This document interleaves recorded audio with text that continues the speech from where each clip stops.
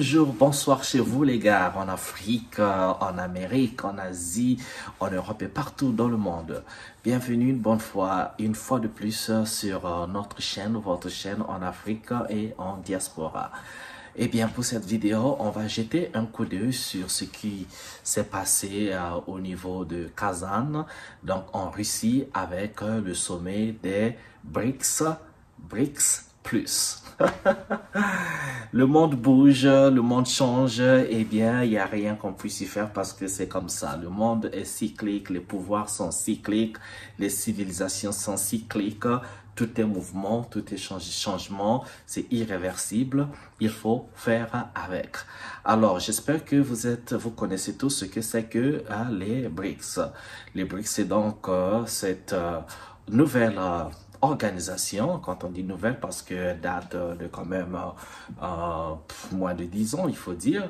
Et donc, cette nouvelle organisation qui au départ regroupait la Chine, la Russie et l'Inde, mais qui après s'est étendue au Brésil et en Afrique du Sud. Donc, le sigle BRICS, maintenant BRICS Plus,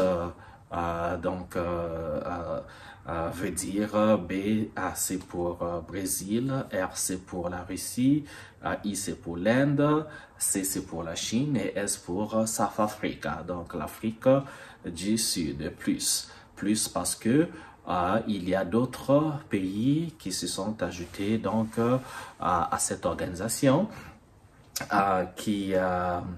dont on va citer l'Arabie Saoudite, il y a l'Iran, il y a l'Éthiopie qui est là, et il y a plein d'autres candidatures. Je vous demanderai de jeter un coup d'œil sur Google pour la liste exhaustive ou encore parce qu'il y a eu le retrait aussi, je pense, l'Argentine qui était candidat, mais qui avait retiré sa candidature. Donc, il faut regarder quelles sont les nations qui ont été confirmées comme faisant partie intégrante des BRICS. Alors, c'est très intéressant ça. Pourquoi? Qu'est-ce qui se passe là-bas?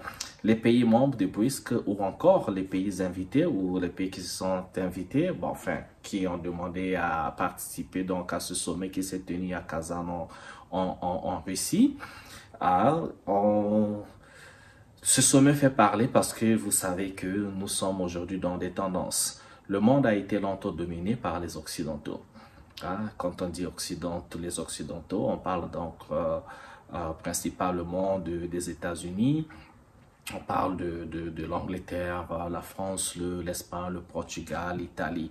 Et donc ces pays-là, surtout européens qui s'étaient donc mis dans les conquêtes du monde, et ces pays qui ont colonisé la moitié de la planète. Et aujourd'hui, plein de ces pays sont en perte de puissance, en perte de vitesse, à l'instar de l'Italie qui avait perdu ses colonies dans le monde, il y a l'Espagne, il y a le Portugal qui n'est que l'ombre de lui-même. Et la France, c'est la seule nation européenne, à côté aussi il y a l'Angleterre en fait, mais surtout la France, la seule nation européenne qui s'accroche vraiment comme une sangsue à ses colonies qui ne veut pas lâcher. Bon, vous savez, c'est donc une question de temps jusqu'à ce que la souveraineté totale soit retrouvée dans ces pays. Et donc, les BRICS regroupent ces nations pour réfléchir ou encore frayer un chemin pour un monde multipolaire. Alors, cette multipolarité dont on parle autant, veut tout simplement, pour moi dire, je ne suis pas expert géopolitique, expert politique, les gars, mais je comprends en tant qu'observateur, la multipolarité définit juste les intérêts divers des pays, les options que pourraient avoir les nations du monde dans leurs choix économiques, leurs choix financiers également, qu'ils ne soient pas forcément cantonnés à faire du business ou encore à avoir certaines autorisations ou bien être sous le joug du pouvoir soit économique et financier des Occidentaux. Et donc, il faudrait qu'il y ait donc cette liberté des nations à faire entrer en partenariat avec qui bon leur semble, et aussi ce partenariat, quand je dis partenariat avec qui bon leur semble, mais surtout ce partenariat doit toujours être dans le sens de défendre les intérêts, leurs intérêts, parce que dans cette affaire, il n'y a pas d'amis, il n'y a que des intérêts. Donc chaque nation doit défendre ses intérêts, et c'est pour le faire, il faudrait bien qu'on se mette sur ce marché géopolitique, sur ce marché politique, sur ce marché international, à trouver tout ce qu'il faut, que ce soit financement, que ce soit matière première, que ce soit intelligence, que ce soit équipement militaire ou civil. Eh bien, il faudrait que les pays soient à même de les trouver où c'est possible.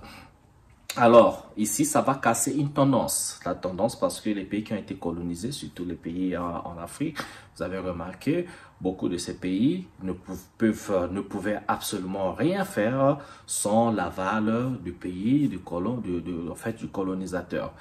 Aujourd'hui, moi, je comprends même que plein de présidents africains qu'on a traités de dictateurs, qu'on a traités de lâches, qu'on a traités d'incapables, moi, petit à petit, je commence à comprendre que, en fait, ces présidents étaient bien liés. Ils étaient liés, ils n'avaient aucun pouvoir. Le pouvoir, c'était la France. On va rester dans le cas des pays africains qui ont été colonisés par la France, donc des pays dits francophones. Hein? Donc, il y avait plein de ces présidents, en fait, n'avaient aucun pouvoir.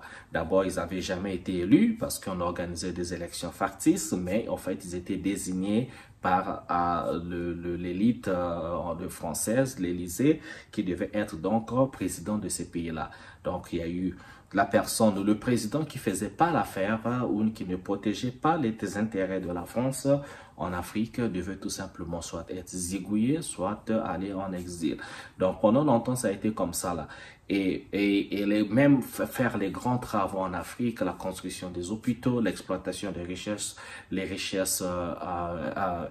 matières premières, les richesses minières, étaient l'exclusivité de la France. D'abord et d'ailleurs, plein de ces compagnies françaises qui exploitaient le pétrole en Afrique faisaient des faux rapports. Je vous donne un exemple. On va regarder, les gars, tout de suite, une vidéo d'un président congolais, dont le président Pascal Lissouba, qui était décédé, mais ce président a été au pouvoir pendant 5 ans, donc je pense de 1992 à 1997. Donc, il a fait un mandat. Pendant le deuxième mandat, il y a eu donc le coup d'État. Il y a eu ce qu'on appelait la guerre civile. En fait, en examinant, c'était même pas une guerre civile, c'était juste les compagnies pétrolières de la métropole qui voulaient plus de lui. Il fallait donc créer ce qu'on appelait guerre civile pour le déguerpir et ramener au pouvoir le président que la République du Congo a maintenant. Alors, écoutons Pascal Lissouba et on revient pour un commentaire. À tout de suite. Affirme l'ancien président de la République, Pascal Lissouba. Selon lui, le Congo ne savait même pas combien de pétrole était extrait de son sous-sol. Nous ne savions rien de ce qui se passe et nous n'avons même pas la quantité du pétrole qui sortait de notre pays. Nous ne la connaissons pas. Vous voulez dire que les autorités congolaises ne la connaissaient pas. Ne connaissaient pas la quantité de pétrole extraite de leur sol? Par quel moyen? Pour le savoir, il aurait fallu que les Congolais puissent se rendre ici, sur cette bouée qu'on devine plus qu'on ne la voit. Loin des regards, c'est là que les pétroliers viennent charger le pétrole. Seulement voilà, les navires sont elfes, les employés sont elfes, les chiffres sont donnés par elfes, et les autorités du Congo assurent qu'elles n'ont pas les moyens d'aller vérifier. Gilbert Songuissa a dirigé pendant plusieurs années les services de contrôle pour le ministère des Pétroles. Selon lui, c'était mission impossible, ou presque. Pour aller contrôler, naturellement, il faut faire appel aux moyens des compagnies pétrolières. C'est-à-dire que vous-même, est-ce que vous aviez vos propres bateaux, vos propres hélicoptères pour pouvoir aller sur les plateformes? Non, pas du tout. Vous aviez combien de bateaux? Je vous ai dit pas du tout, donc 0 bateau. Même pas une pirogue. Au large de ces plages, des quantités de pétrole importantes auraient ainsi été acheminées sans que les officiels congolais n'en soient mis au courant, parfois même des navires entiers. Et un pétrolier de 100 000 tonnes, cela représente près de 100 millions de francs qui échappent aux caisses du pays. On appelle ça une cargaison fantôme. Interrogé sur la question, Loïc Lefebvre-Prigent ne dément pas qu'il y en ait eu. Il y a des cargaisons qui sont produites et qui n'ont jamais été officiellement. Voilà, ça c'est le président Pascal Lissouba qui parle. Est-ce que vous pouvez vous imaginer que ça c'est le président de la République qui parle en ces termes? Donc l'exploitation des barils du pétrole se fait au Congo, on met dans des barils et le Congo ne connaissait rien du nombre de barils, la quantité de pétrole exploité. Il devait juste attendre à un rapport. Donc pour la plupart des temps, les rapports étaient erronés. Donc si ils avaient pris 1 million de barils, et ils pouvaient dire qu'ils avaient pris seulement 10 000 barils. Et dans ça, dans les 10 000, le Congo avait une part et eux aussi ils avaient une part. Et ce qu'on n'avait pas déclaré, ce qu'on n'a pas dit, eh bien, ça a volatilisé. Et ça s'est fait comme ça pendant très longtemps. Pendant le début de la colonisation, jusqu'à ce qu'on arrive aux indépendances, ce qu'on appelait les indépendances, jusqu'à la création de la France-Afrique. Donc, et Lissouba, quand il est arrivé, ce président, son malheur, c'était de vouloir enlever à la compagnie d'exploitation pétrolière, je pense dans le temps c'était Elf, Compagnie de France, aujourd'hui on l'appelle Total. Elf, donc il fallait donc renégocier les contrats ou encore permettre à d'autres compagnies étrangères de pouvoir de rentrer dans le marché pétrolier congolais et de proposer des prix qui devaient être alléchants et pour que les pays tirent des deniers qui devaient donc servir à s'occuper des opérations, des besoins étatiques, donc les besoins de la nation. Et donc, Pascal Lissouba, en le faisant, le reste, c'est l'histoire. Et donc, pour revenir sur ce sommet des BRICS où on voit, vous allez remarquer, c'est beaucoup de pays qui ont longtemps été sous le joug ou sont encore sous le joug de l'Occidental. Ben, écoutez, les gars sont fatigués. Le monde occidental est arrivé, je pense, au paroxysme de l'arrogance, au paroxysme de l'orgueil, au paroxysme de la condescendance. Et c'est plus ils sont arrogants, plus ils sont condescendants, plus ils sont imbus d'eux-mêmes, plus profond, en fait, ils creusent leur tombe. C'est comme ça. Et leur civilisation qui disent, oui, le monde civilisé, ce monde-là en train de pourrir de l'intérieur. Les États-Unis se comportent comme, vous savez, souvent quand on est à l'école, quand on était jeune à l'école primaire, même au lycée parfois, ou au collège, il y avait souvent 1 ou 2 élèves qui étaient un peu gangsters, ils avaient des muscles, ils dictaient la loi sur tout le monde ou bien sur les plus faibles, ils tapaient les gens, ils cognaient, ils donnaient des coups de poing et tout. Les gens avaient peur d'eux, avaient peur de ce gars, quoi. Donc ce gars, c'est en anglais on dit bully, quoi. Bully, c'est la personne qui gueule, qui intimide, toujours dans l'intimidation, qui ravit ce qui t'appartient, ça lui a pas il ravi, il est toujours vraiment le gangster. Mais vous savez, quand il est gangster, tout le monde l'observe. Mais il arrive toujours un jour, ce gars-là plus faible, ou qu'on croyait plus faible, va lui donner un bon coup de poing en public. Il va tomber, on va le donner, on va bien le gifler, le tabasser en public. Et elle a surprise de tout le monde. Et il verra sa puissance comme ça et son orgueil comme ça va s'évaporer. Ça, c'est un cas de figure. L'autre cas de figure, toutes ces personnes qui frappent, qui l'intimident, donc un jour, ces personnes-là vont se mettre ensemble. On dit, bon les gars, ce gars-là, il nous tabasse tout le temps, ce gars-là, il fait la gueule tout le temps. Mais vous savez, si on se met ensemble, on peut bien le cogner. on peut bien l'intimider. En fait, c'est nous qui avons le pouvoir, mais il suffit qu'on arrive, qu'on se mette ensemble. Et une fois se mettre ensemble, eh bien, c'est fini l'intimidation. Comme carrément, le pouvoir de ce gars, c'est fini, quoi. Il devient le chaton le chaton de l'école. C'est un peu comme ça avec toutes ces nations occidentales qui jouent aux gangsters. Mais tout le temps, aujourd'hui, dès qu'un pays ne fait pas ce qu'ils veulent, comme ils imposent toujours tout, on va sanctionner. Ils sanctionnent des gens comme des enfants. C'est des nations, c'est de grandes personnes. C'est pas parce que vous comptez sur votre pouvoir financier et votre pouvoir militaire que vous allez sanctionner. Ils sanctionnent des gens. Donc, quand on te sanctionne, tu peux pas faire business avec un tel. Si on t'a sanctionné, si tu fais business, toi aussi on te sanctionne. Donc, sanction à gauche, sanction à droite. Mais attendez, ça fatigue. On dit, mais comment? À la sortie de la Deuxième Guerre mondiale, on a créé des institutions. D'abord, il y a eu la Société des Nations, SDN, qui a échoué lamentablement. Ils sont arrivés avec l'ONU, mais l'ONU aujourd'hui, ce n'est que le nom. L'ONU échoue, mais c'est lamentable. On a fait des lois internationales, mais eux, ils respectent pas ces lois. On a créé la Cour pénale internationale. Les États-Unis ne font même pas partie de la Cour pénale internationale. Israël non plus. Donc, on a créé ces institutions, en fait, juste pour les autres, juste pour pouvoir dominer, emprisonner les autres. Mais c'est pas pour eux. Ils respectent pas ces mêmes lois que eux-mêmes, ils ont mises en place. On ne paie les places, c'est pour les autres, c'est pour surtout, c'est les plus faibles. Et c'est les mêmes personnes qu'on a colonisées, les mêmes personnes, les mêmes nations qu'on a affaiblies, qu'on domine. C'est toujours ces mêmes personnes. Regardez quelles sont les personnes qui sont passées et qui ont été jugées à la Cour pénale internationale.